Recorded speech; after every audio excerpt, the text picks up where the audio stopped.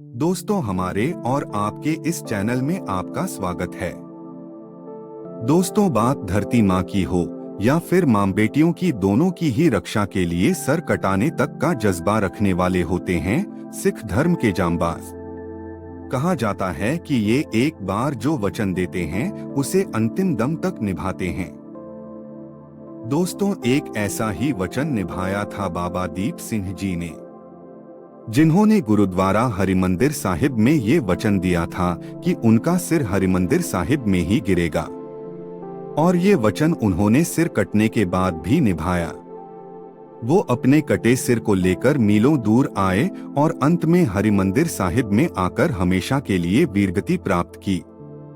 आज हम आपको भारत माँ के एक ऐसे ही लाल की कहानी बताने जा रहे हैं जिस पर हर एक भारतीय गर्व करता है। ये बात करीब 17वीं सदी की है। मुगलों के खिलाफ गुरु गोबिंद सिंह जी युद्ध छेड़ चुके थे। इसी दौरान अमृतसर के पहुविंड गांव में भगतू सिंह अपनी पत्नी जीवनी के साथ रहा करते थे।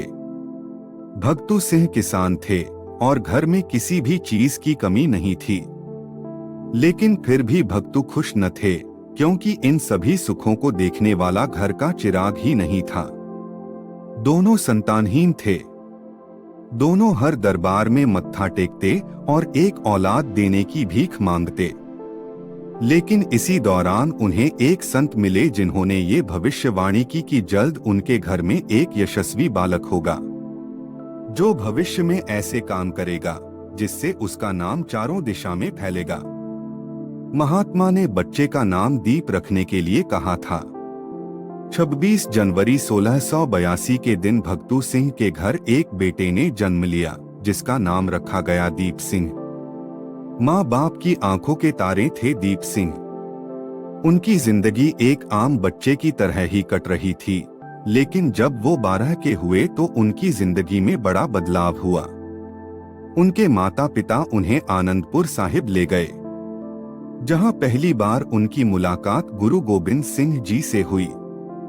गुरुजी ने देखते ही ये पहचान लिया था कि वो बालक किसी महान मकसद से दुनिया में आया है। गुरुजी ने दीप सिंह को कुछ दिन आनंदपुर साहिब में रखने के लिए उनके माता पिता से कहा। दीप सिंह के माता पिता मान गए। आनंदपुर साहिब में रहते हुए दीप सिंह ने कई भाषाएं सीखी। साथ ही उन्हें घुड़सवारी करना और तलवारबाजी के भी गुण गुरुजी से सीखे। 18 साल के होते ही गुरुजी ने दीप सिंह जी को अमृतपान करवाया और शपथ दिलवाई। लेकिन इसी बीच दीप सिंह के माता पिता उन्हें लेने पहुंचे और कहा कि वो अब दीप सिंह को गृहस्थ जीवन जीते देखना चाहते हैं। गुरुजी की आज्ञा लेकर दीप सिंह गांव आ गए, जहां उनकी शादी हुई। लेकिन कुछ समय बाद दीप सिंह जी को गुरुजी के आनंदपुर साहिब को छोड़ने और उनके परिवार के बिछड़ने की खबर मिली। दीप सिंह ये सुनते ही गुरुजी की तलाश में निकल गए और काफी तलाशने के बाद दोनों की तलवंडी के दमदमा साहिब में मुलाकात हुई।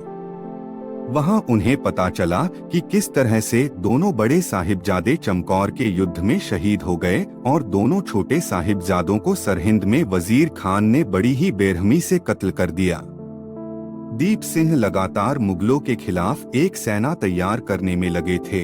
इसी दौरान 1755 में अहमद शाह अब्दाली के सेनापति जहान खान ने भारत में करीब 15 बार लूट मचाई थी, और वो लूट के साथ साथ भारत से महिलाओं को भी बंदी बना के ले जा रहा था। लेकिन दीप सिंह को जब पता चला तो उन्होंने जहान खान को बीच में रोक दिया। उन्होंने जहान खान से सारा लूटा हुआ खजाना तो वापस लिया ही, साथ ही सभी औरतों को भी बरी करवा दिया।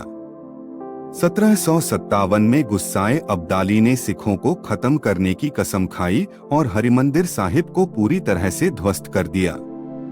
दीप सिंह को पता चला तो वो सेना के साथ हरिमंदिर साहिब पहुंचे, जहां उन्होंने प्रतिज्ञा ली कि उनका सिर हरिमंदिर साहिब गुरुद्वारे में ही गिरेगा। 13 नवंबर 1757 के दिन अमृतसर के गोहरवाल गांव में अब्दाली की सेना और बाबा दीप सिंह का युद्ध हुआ। अब्दाली के सेना के कमांडर जमाल खान ने बाबा पर हमला कर दिया, लेकिन 75 साल के बाबा दीप सिंह 15 किलो की तलवार से दुश्मनों के छक्के छुड़ाने शुरू कर दिए। जमाल खान और बाबा के बीच भयंकर युद्ध हुआ और दोनों ने एक साथ एक दूसरे के सर धड़ से अलग कर दिया। लेकिन इससे पहले कि बाबा का सिर जमीन पर गिरता, एक सैनिक ने उन्हें याद दिलाया कि उन्होंने हरिमंदिर साहिब में ये वचन दिया था कि उनका सिर वहीं गिरेगा। बाबा ने ये सुनते ही अपना सिर अपने हाथों पर रख लिया और वो ऐसे ही लड़ते हुए हरिमंदिर पहुंचे, जहां उन्होंने वचन को निभाया और अपना सिर हरिमंदिर साहिब में अर्पित करके वीरगति हासिल की। बाबा दीप सिंह को आज भी महिलाओं का रक्षक माना जाता है। केवल सिख धर्म के लोग ही नहीं, बल्कि सभी बाबा जी के अदम्य साहस के लिए उन्हें प्रणाम करते हैं। दोस्तों, वीडियो अगर पसंद आई हो तो लाइक्स, सब्सक्राइब और शेयर करना ना भूलें। पूरा वीडियो देखने के लिए आप लोगों का बहुत बहुत धन्यवाद।